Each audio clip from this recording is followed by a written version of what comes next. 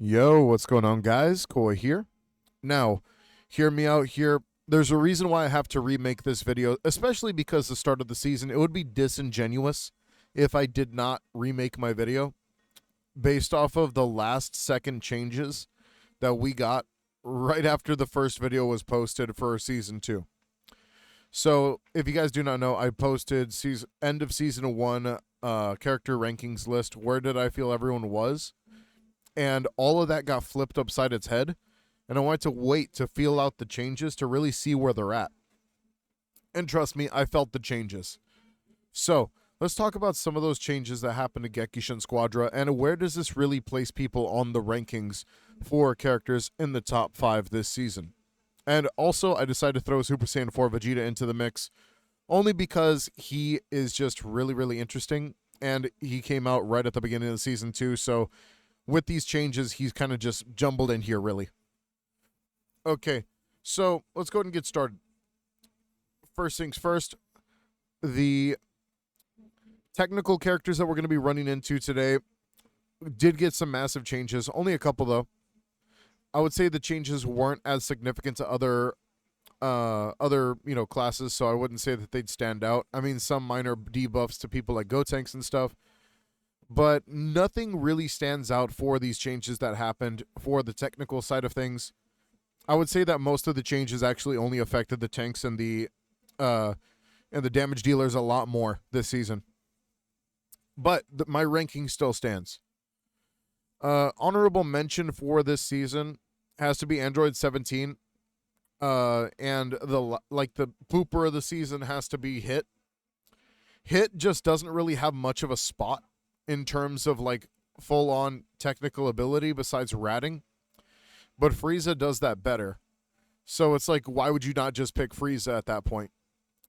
And I think that that's like the real thing that people are starting to notice, because characters like Frieza, Gohan, and Krillin have a lot more dependability than someone like Hit, who requires you to be in a 1v1 scenario. Interesting gimmick, but definitely not top 5 material this season. Especially because he doesn't do enough damage fast enough by himself in order to secure a 1v1 victory quick enough before somebody else jumps in. And this whole season, about season 2, a lot of the changes have to do with you playing alongside another player. So, sorry, Hit fans, it's just not happening, bro. Android 17, on the other hand, has had a star shine of a season so far, and I think that he could really be a good contender if he just gets a damage buff. So we'll see if he ends up getting that in the future. But first things first, number 5 is Krillin this season. Krillin is still a fantastic damage dealer, absolute monster, really knows how to secure kills, has the blinding ability, and has one of the most wicked ultimates in the entire game that could be used to literally lock down one person with a guaranteed kill, or an entire team. It just depends on the way that you play him. He's absolutely crazy.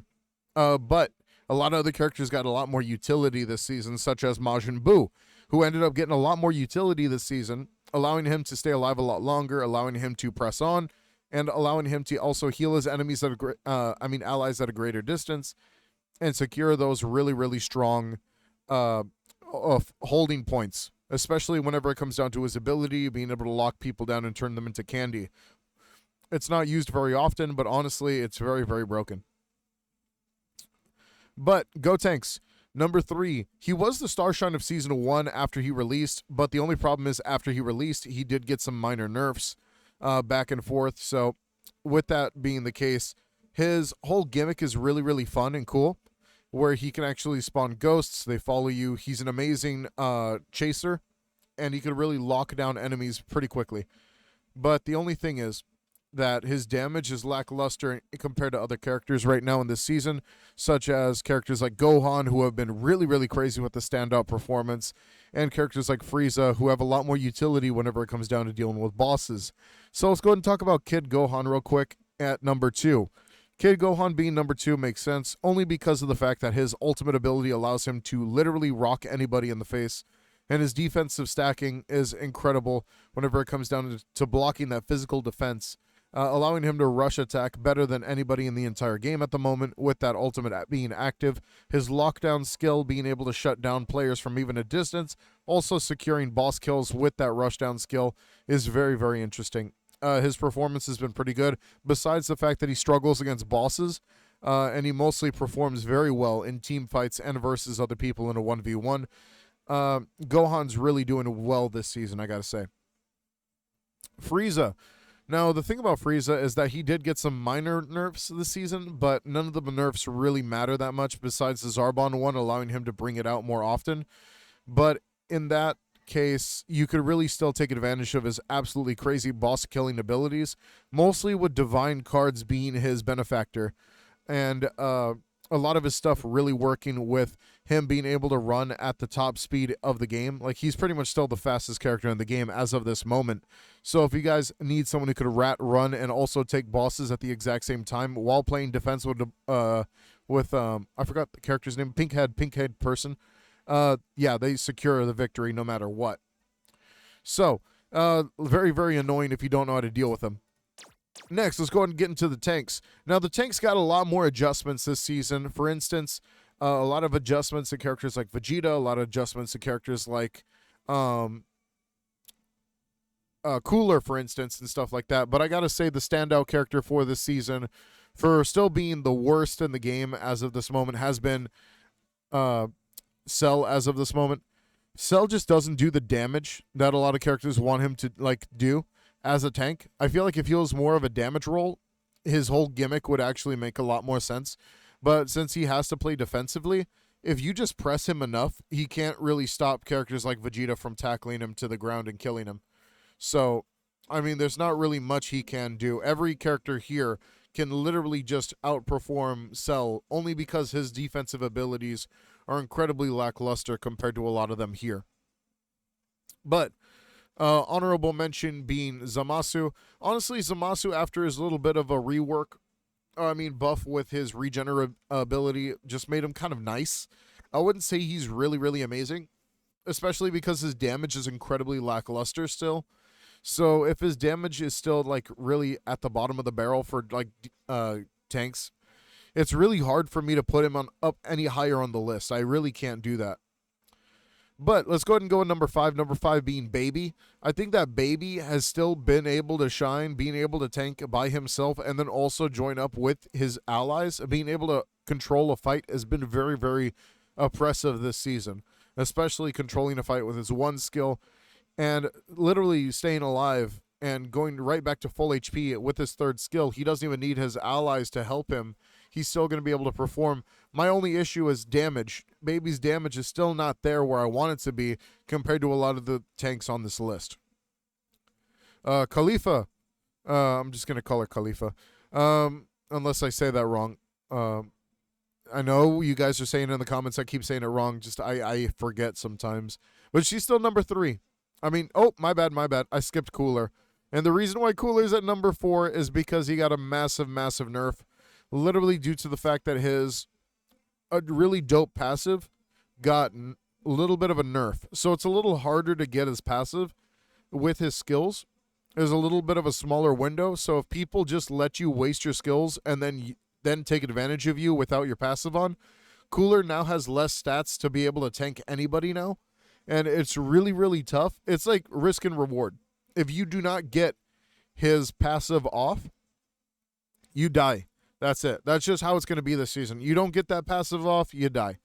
So you guys got to be more careful with that. It does last for a little bit longer, but it's harder to get, and it's a lot more weaker now that his whole kit literally just got nerfed to the ground. So his defense, his attack, all of it nerfed. Huge, huge, huge change to Cooler. Now, Khalifa. Caulifla. All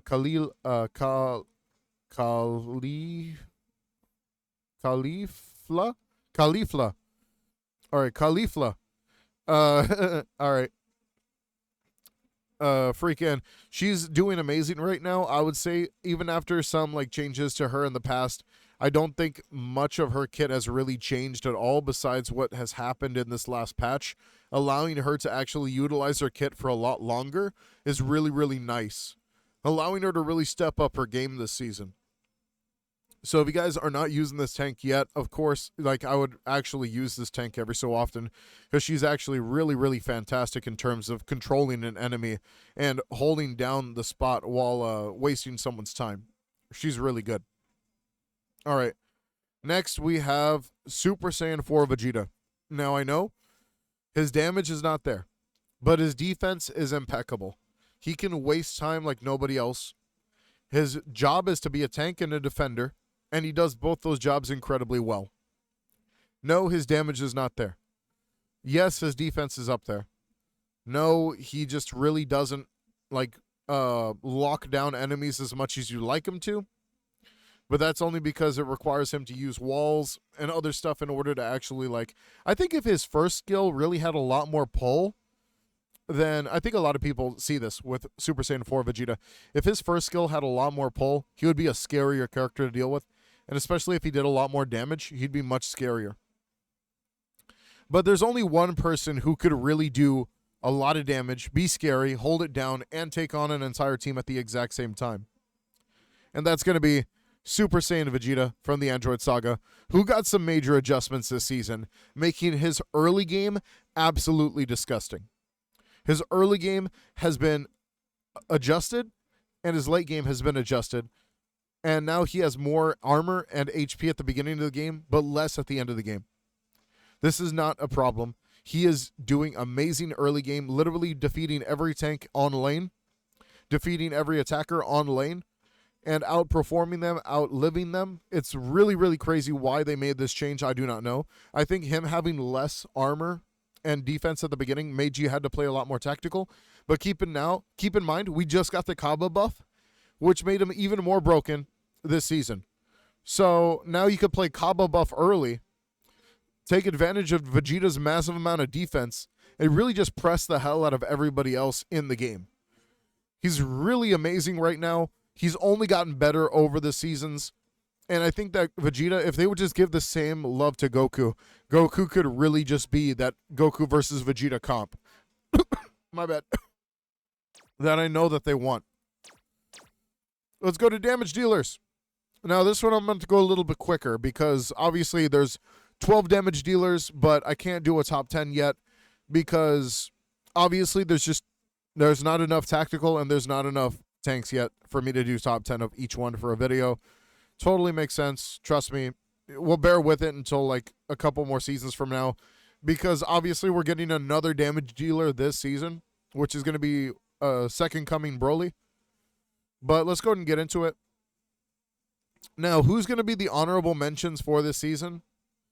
I think the honorable mentions actually have to be Bojack because after these latest buffs, Bojack has gotten exactly what he needs. A lockdown skill that allows his passive to pop off and his skills to hit. Now from that freaking web, he's doing from 15% speed reduction to 40% speed reduction, which is allowing him to really control fights a lot better than most freaking people in this entire game. So he's becoming a bigger and bigger threat every season. His skills now do a lot more damage and are easier to land and actually have a lot more prep time because of it. So now you could really, really perform really well with this guy.